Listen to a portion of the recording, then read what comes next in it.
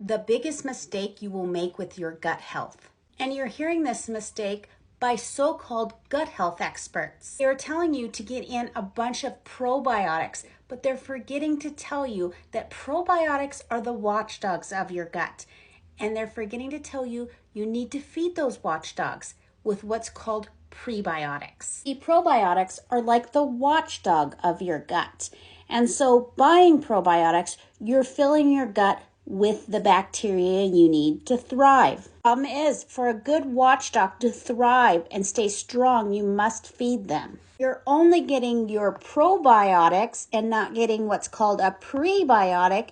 You're like buying a watchdog without feeding it, and you allow him to starve. When it comes to your gut and the good bacteria, what do they feed on? A wide variety of soluble and insoluble fibers. These are called prebiotics. We do have the bad bacteria in our gut, the bad guy. These bad guys, they love processed food. They love sugar and they love seed oils. The best thing you can do for your gut is to start eating the foods that your good bacteria love and decreasing the foods your bad bacteria love, because those will start to starve the bad bacteria out.